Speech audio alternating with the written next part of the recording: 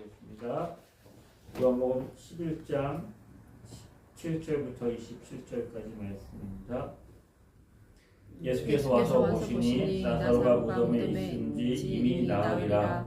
베다니는 예루살렘에서 가까이가 한 5리쯤 되매 많은 유대인이 마르다와 마리아에게 그 오라비의 일로 위문하러 왔더니 마르다는 예수께서 오신다는 말을 듣고 곧 나가 맞이하되 마리아는 집에 앉았더라. 마르다가 예수께 여짜오되 주께서 여기 계셨더라면 내 오라비가 죽지 아니하였겠나이다. 그러나 나는 이제라도 주께서 무엇이든지 하나님께 구하시는 것을 하나님이 주실 줄을 아나이다. 예수께서 이르시되 내 오라비가 다시 살아나리라. 마르다가 이르되 마지막 날 구할 때에는 다시 살아날 줄을 내가 아나이다. 예수께서 이르시되 나는 부활이요 생명이니 나를 믿는 자는 죽어도 살겠고 물 살아서 나를 믿는 자는 영원히 죽지 아니하리니 이것을 내가 믿느냐. 이르되 주여 그러하외다. 주는 그리스도시요 세상에 오시는 하나님의 아들이신 줄 내가 믿나이다. 아멘. 이 땅을 살아가는 모든 생명이 있는 존재들은 죽음을 피할 수 없습니다. 오늘 본문에 베다니에 마르다, 마리아에게 오라비가 있었는데 그 이름이 나사로지요. 그가 병이 들어서 죽었습니다. 자, 마르다, 마리아는 그의 오라비 나사로가 병이 들었다는 사실을 알고 나사로가 죽게 되었다는 그 사실을 예수님에게 사람을 보내서 알립니다. 예수님이 빨리 오셔서 죽어가는 나사로를 살려주시기를 기대했습니다. 그런데 기다리던 예수님은 오지 않고 예수님이 오시기 전에 나사로가 세상을 떠났습니다. 나사로가 죽은 것입니다. 그리고 예수님이 베다니에 오셨을 때는 이미 장사가 다 끝났고 나사로가 무덤에 장사된 지 나흘이 지났습니다.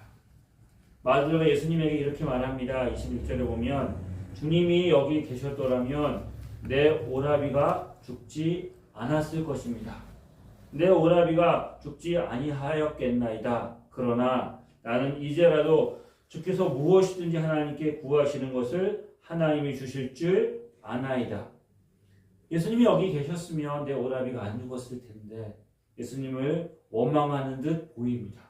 그런 서운함, 섭섭함, 안타까움, 또 원망이 섞여 있었겠지요. 하지만 마르다의 말에는 예수님에 대한 여전한 신뢰가 담겨져 있습니다. 예수님은 죽어가는 나사로를 살릴 능력이 있는 분으로 그는 믿었습니다.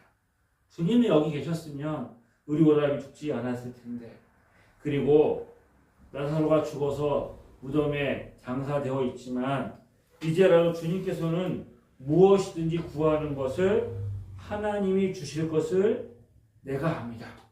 여전히 주님은 우리를 사랑하셔서 물론 이 기대가 죽었던 나사로가 다시 살아날 것을 기대한 것은 아니었습니다.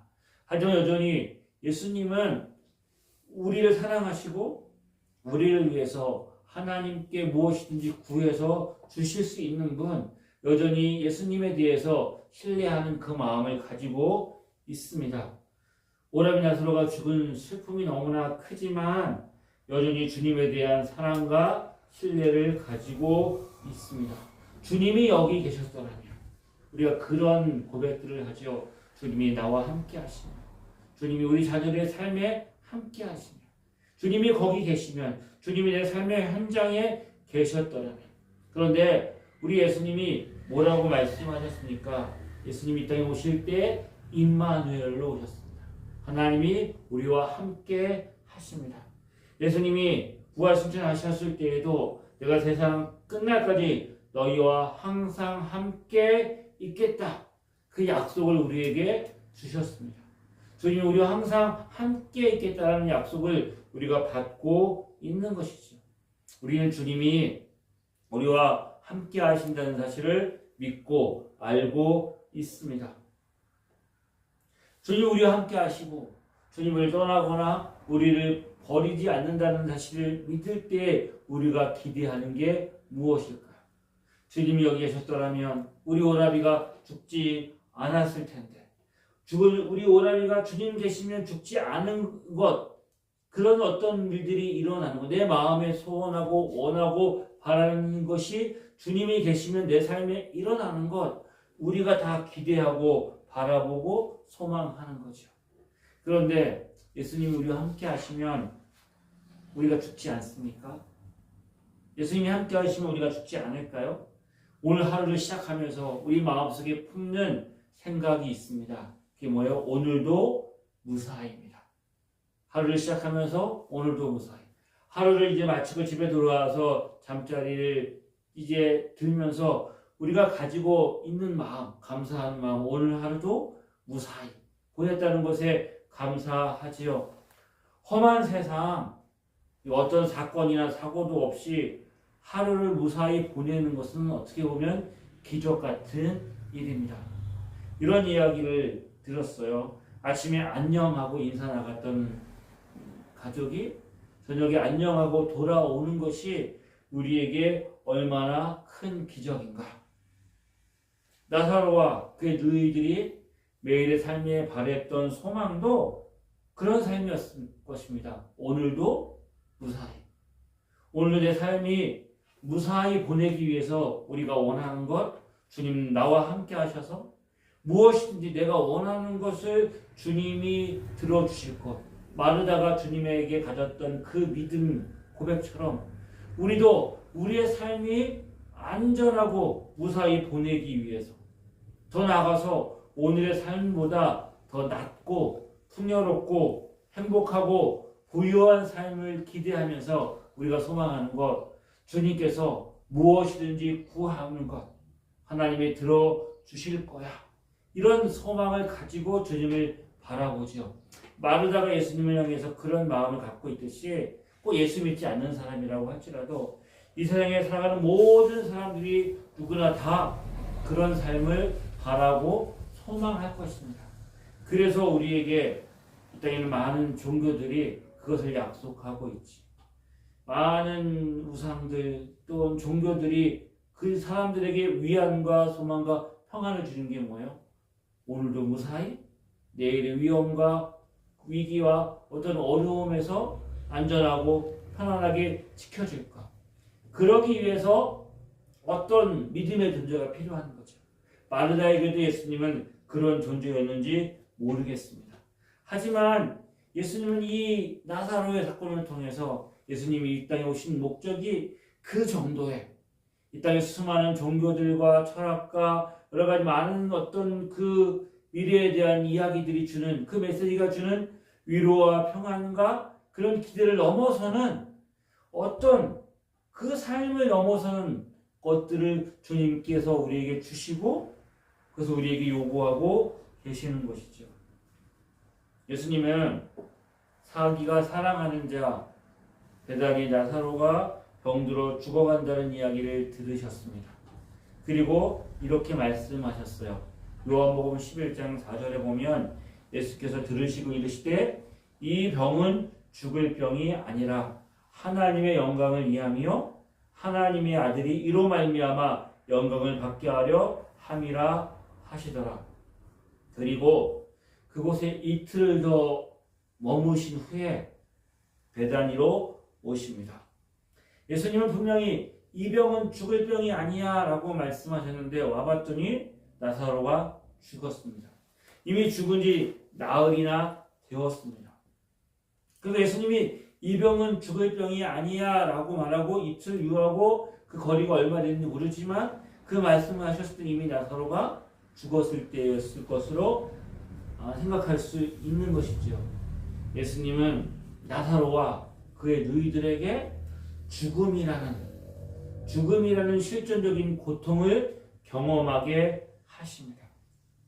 나사로가 죽은 날은 그들이 기대하고 소망했던 오늘도 무사히가 깨어진 날입니다. 그날은 오늘도 무사히가 아니라 인생에서 가장 슬프고 절망적이고 아픈 날이 그들을 맞이하게 되었지요. 죽음 앞에서 우리가 얼마나 무기력하고 연약한 존재가 드러납니다. 죽음이 얼마나 허망하고 무서운 것인지를 경험하게 하는 것이죠. 죽음 앞에서 사랑하는 이를 먼저 떠나보내는 그 아픈 슬픔을 그들이 경험하게 되었습니다. 우리는 성경 말씀을 통해서 주님이 무덤에 장사되었던 나사로로 하여금 나사로야 일어나 나오라 말씀하셔서 그를 다시 살려내신 것을 알고 있어요.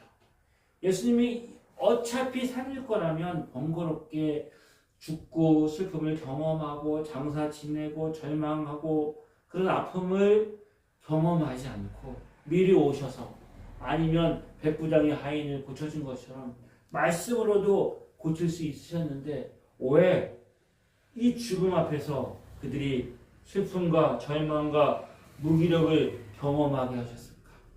그렇게 안 하셔도 되는데 왜 그 아픔을 경험하게 하셨을까? 주님은 우리의 삶에 그런 아픔을 경험하게 하십니다.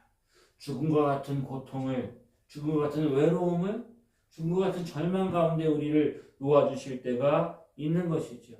자, 주님이 우리와 함께 하셔도 죽음을 피할 수 없습니다. 인생은 누구나 다 죽을 날이 있습니다. 모든 사람은 다 죽게 되어 있습니다. 왜요? 성경은 죄의 싹이 사망이라고 말씀하고 있기 때문입니다. 우리에게 죽음이 찾아오는 것은 우리가 모두 다 죄인이기 때문입니다.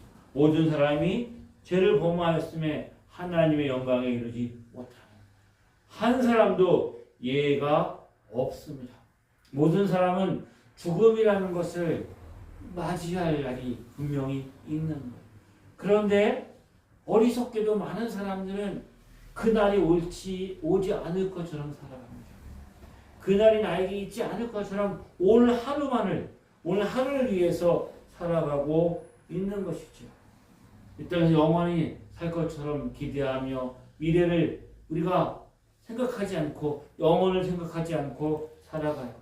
그래서 인생 가운데 죽음 같은 아픔과 고통이 찾아오면 그거를 실패라고 생각합니다. 두려워하죠.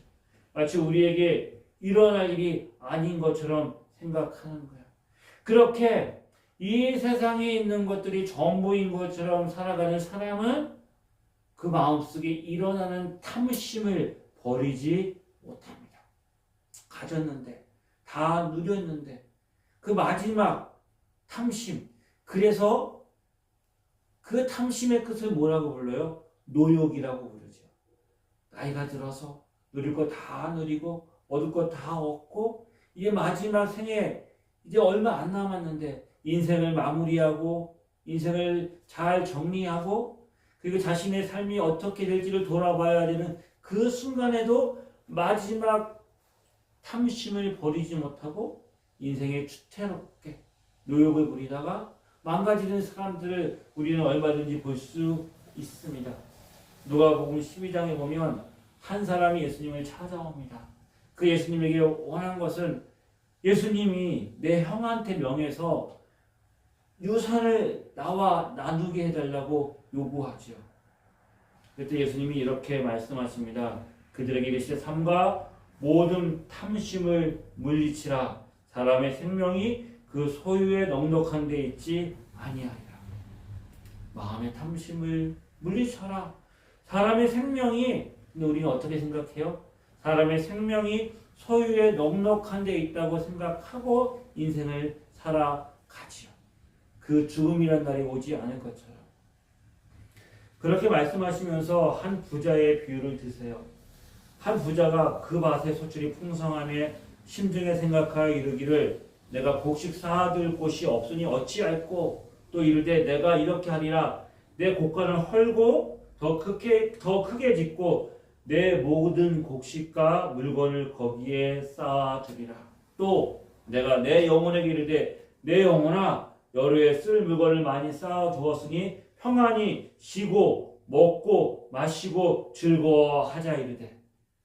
이게 이 세상 사람들이 바라보고 소망하는 거잖아요.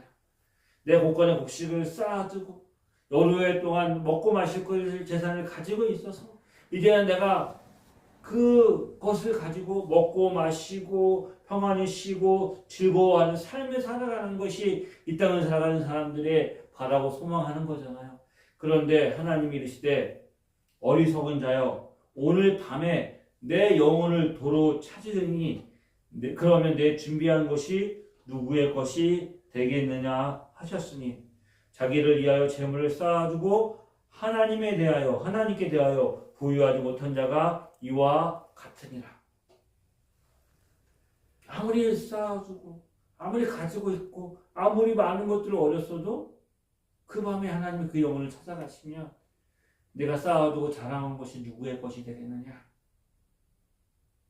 이 세상이 전부인 것처럼 살아가는 그 사람은 자기의 것들을 그렇게 쌓아두고 자기 인생이 가장 중요하기 때문에 다른 사람의 아픔이나 연약함이나 부족함에 대해서 공감하지 못합니다. 긍휼히 여기지 못하고 인색한 마음을 가지고 살아가지요. 자기 중심적인 삶에서 벗어나지 못해서 겸손하지 못합니다.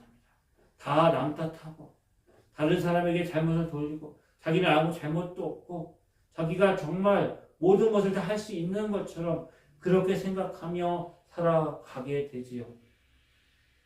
누가복음 16장에 보면 오늘 베다니에 살고 있는 나사로와 동일한 인물의 한 사람이 등장하지요. 그 사람이 누구냐 하면 거지 나사로입니다.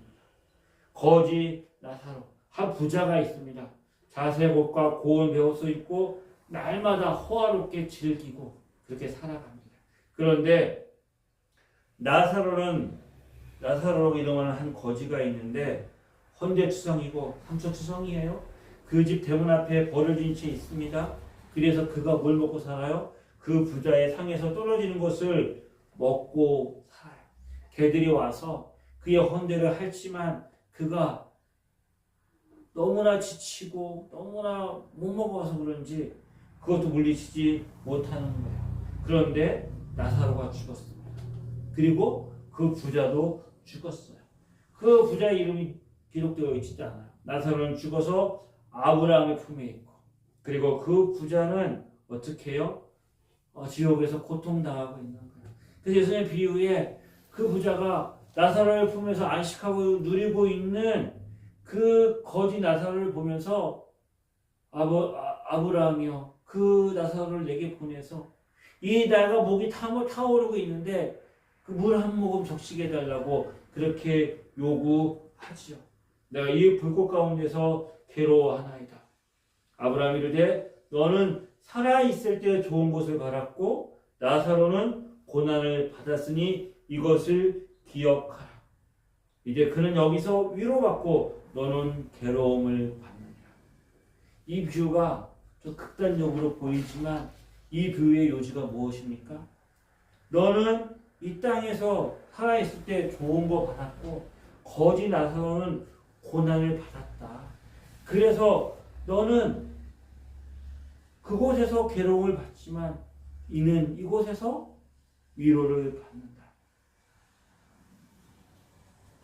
우리가 이 땅 살아갈 때 나사로와 같지는 않겠지만 죽음 같은 고난을 피할 수가 없습니다. 고난이 있는 것이지. 이 땅에 죽음 같은 고난만 있는 것이 아니라 죽음 뒤에 무엇이 있다고요? 부활 생명이 있다는 것입니다. 죽음 뒤에 죽음을 이기는 생명이 있어요.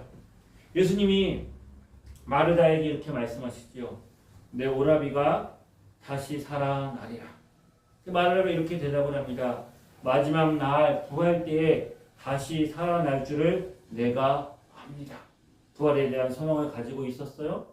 근데 예수님은 그 마르다에게 이렇게 말씀하십니다. 오늘 읽은 본문 25절 26절에 보면 예수께서 이르시되 나는 부활이요 생명이니 나를 믿는 자는 죽어도 살겠고 무릇 살아서 나를 믿는 자는 영원히 죽지 아니하리라.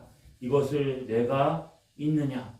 나는 부활이요 생명이니 나를 믿는 자는 죽어도 살겠고 무릇 살아서 나를 믿는 자는 영원히 죽지 아니하리니 이것을 내가 믿느냐? 이 부활주일 우리 주님이 저와 여러분에게 이렇게 질문하고 있습니다. 예수께서 이르시되 나는 부활이요 생명이니 나를 믿는 자는 죽어도 살겠고 무릇 살아서 나를 믿는 자는 영원히 죽지 아니하리니. 부활 형제가 이것을 믿습니까? 저 형제, 네. 이것을 두 형제가 믿어요? 네. 아멘 하고 대답했어요. 아, 아멘. 예, 아멘. 우리에게 이 믿음을 요구하고 계십니다. 나를 믿는 자는 죽어도 살겠고 죽음 이후에 부활 생명이 있는 것이죠. 우리가 살다가 죽으면 허무하게 그냥 먼지로 죄로 흙으로 돌아가는 것이 우리 인생의 끝이 아니라, 아니면 죽으면 다시 다음 생에 다른 생애로 윤회되어서 삶이 무한히 반복되어지는 것이 아니라 영원한 생명이 있다는 거예요. 부활의 생명이 있습니다. 거지 나사로가 이 땅에서 고난을 당했지만 아브라함의 품에서 위로받는 것처럼 우리가 이 땅에서 어떠한 삶을 살았든지 이 믿음을 가진 자는 하나님의 품에서 영원한 안식과 평안을 누리게 된다는 것이죠. 예수님은 우리에게, 마르다에게 그 삶만 얘기하고 있지 않는 거예요. 죽음이 영원한 삶이 아니라 무릇 살아서 나를 믿는 자는 영원히 죽지 아니하리니, 살아서 나를 믿는 자가 영원히 죽지 않는다는 거예요. 또 다른 부활 생명을 이야기하고 있는 거예요. 병이 들어서 죽어서 장사되었던 나사로, 예수님이 무덤에서 일어나라, 그래서 그를 살려내십니다. 나사로가 다시 살아났습니다. 무덤에서 걸어 나왔습니다. 그러나 나사로는 다시 죽었을 것이죠. 죽음 위에 영원한 부활을 얻었겠지만 그의 육신은 세상을 떠났습니다. 예수님이 이 나사로의 부활을 통해서 나사로와 마르다와 마리아에게 죽음이라는 고통과 아픔과 절망을 경험하게 하셔서 그걸 통해서 드러나시는 하나님의 영광, 부활의 생명이 무엇이느냐? 이 땅을 우리가 육신을 가지고 살아가는 우리의 삶에도 그 부활의 능력과 영광이 함께하고 있다는 것을 주님 말씀하고 있는 것이죠. 예수 믿는 순간 저와 여러분에게 찾아오는 영원한 생명이 있습니다. 영생이 있습니다. 부활 생명이죠. 육신이 죽어서 천국 가서 누리게 되는 그 부활 생명뿐만 아니라 지금 우리 가운데 있는 그 생명, 영생이 있는 것이죠. 우리 영혼이 죄로 말미암아 죽었지요. 죄로 말미암아 죽어서 죄와 허물을 죽은 우리를 예수 그리스도께서 십자가에 죽으시고 부활하시고 성령님이 오심으로 말미암아 우리를 살려내셨어요. 더 이상 우리가 죄가 왕노를 사는 삶이 아니라, 사망이 왕노를 사는 삶이 아니라, 사탄마귀 어둠의 죽음의 권세가 왕노를 사는 삶이 아니라 우리에게 더 이상 정죄함이 없는 영원한 생명을 얻은 자가 된 것이죠. 그러므로 이제 그리스도 예수 안에 있는 자에게는 결코 정죄함이 없나니, 이는 그리스도 예수 안에 있는 생명의 성령의 법이 죄와 사망의 법에서 너를 해방하였습니다. 죄와 사망의 법에 묶여서 죽어 있는 우리 영혼을 생명의 성령의 법이 살려내셨습니다. 나는 부활이요 생명입니다. 예수님이 부활이십니다. 예수님께서 우리를 위해 십자가에 죽으시고 무덤에서 장사된 지 사흘 만에 사망 권세에 이기시고 다시 살아나셨습니다. 부활 이후에 주어진 생명이 있습니다. 죽음이 끝이 아니라 주님 지금도 살아계신 것처럼 우리의 삶에도 부활 생명이 역사하고 있는 거예요. 죄로 인하여 죽었던 우리 영혼이, 죄와 사망에 매여 살았던 우리 영혼이 예수 그리스도 안에서 새로운 생명을 얻게 된 것이죠. 예수 그리스도를 믿는 하나님의 자녀들은 그의 삶 가운데 이 부활 생명을 가지고 이 부활 생명으로 승리하며 살았던 사람이에요. 그 중에 대표적인 하나님의 사람이 사도 바울이죠. 사도 바울이 쓴 서신서에 보면 이 부활 생명이 차고 넘쳐요. 특별히 사도 바울 삶에 죽음과 같은 고통, 그의 가장 연약함을 가지고 있었을 때 쓴 편지가 고린도 후서예요. 고린도 전서 후서, 그의 삶의 가장 절망적인 순간, 그리고 그 절망을 이기고 승리하고 그 부활 생명의 역사가 그의 삶에 넘쳐날 때 쓴 편지가 고린도 후서입니다. 고린도후서 13장 4절에 보면 그리스도께서 약하심으로 십자가에 못 박히셨으나, 그죠? 예수님이 십자가에 못 박힌 그 장면을 보면 정말 연약하지요.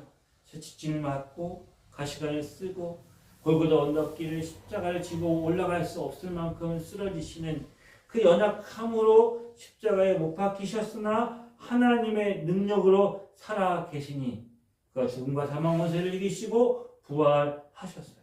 우리도 그 안에서 예수 그리스도 안에 있지만 우리도 약하나. 우리가 얼마나 약합니까? 우리가 얼마나 연약한 존재예요. 우리 힘과 능력을 할 수 없는 게 얼마나 많아요. 많은 한계가 있지요. 육신의 연약함도 있습니다.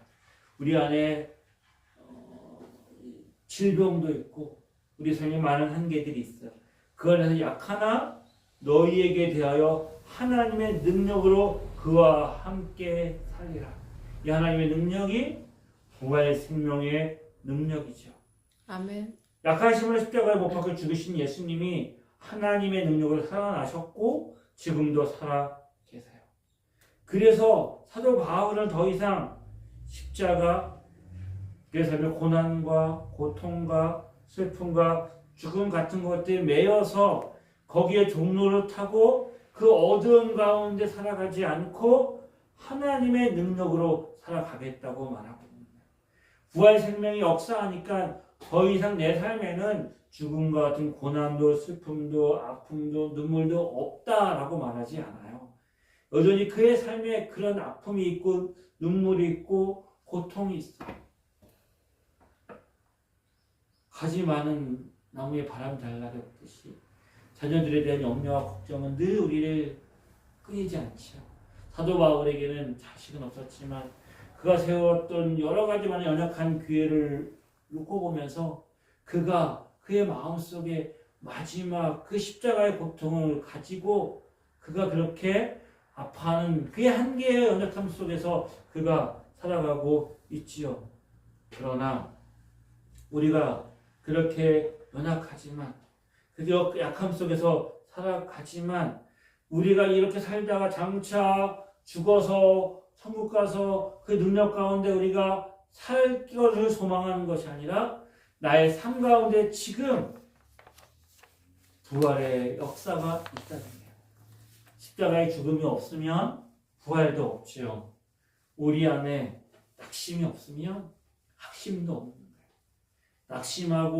낙심하는 삶 가운데 그 낙심을 이기고 그 속에도 말미암아 우리가 의심을 벗어버리고 확신을 갖게 되는 것이죠. 우리 안에 결핍과 부족이 있으면 그 결핍과 부족 속에서도 자족한 마음을 배우고 또 채우시는 하나님께 소망 가지고 만족이 무엇인지를 알게 되는 것이죠. 죽음을 통해서 생명의 소중함을 알게 되고 우리 삶의 좌절과 아픔 속에서도 주님이 주시는 소망 가운데 기쁨이 무엇인지를 알게 되는 것, 가난을 통해서도 풍요롭게 채우시는 하나님의 공급하심과 도우심을 경험하는 것, 그래서 약함을 통해서 강함을 경험하게 되는 것이 죽음을 이기시고 부활하신 생명을 우리 가운데 역사하시는 부활 생명의 역사인 것이죠.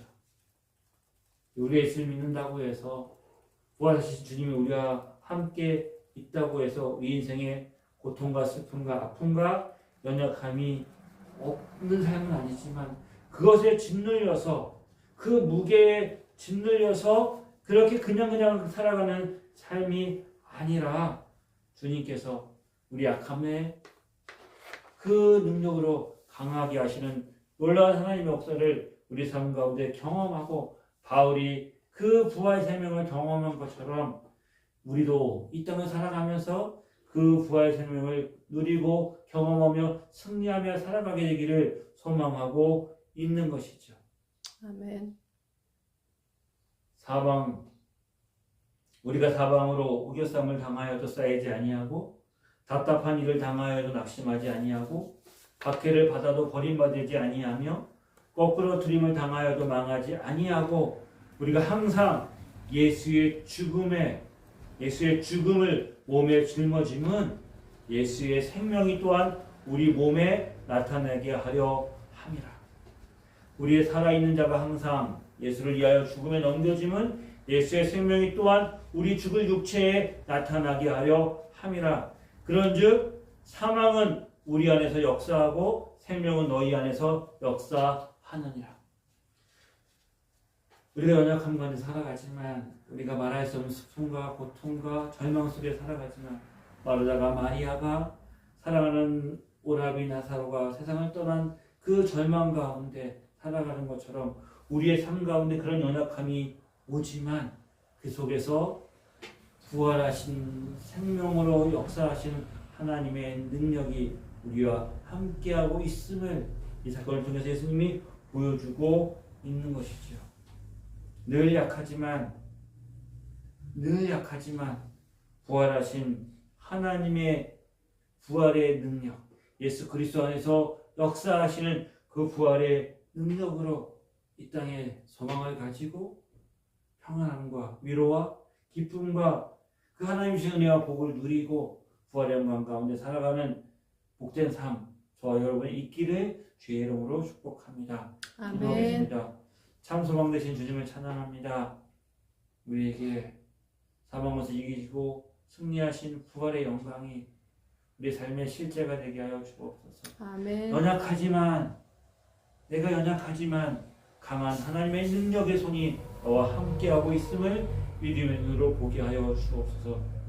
너희가 이것을 믿느냐? 우리의 삶에 그 믿음으로 승리케 하여 주시옵소서. 예수님의 이름으로 기도드립니다. 이제는 부활의 소망이 되신 예수 그리스도의 은혜와 하나님 아버지의 크신 사랑하심과 성령님의 인도하심이 부활 생명 가지고 주님 오시는 그날까지 이 땅에서 승리하기를 소망하는 하나님의 자녀들 위해 지금부터 영원히 함께 하시기를 간절히 축원하옵나이다. 아멘.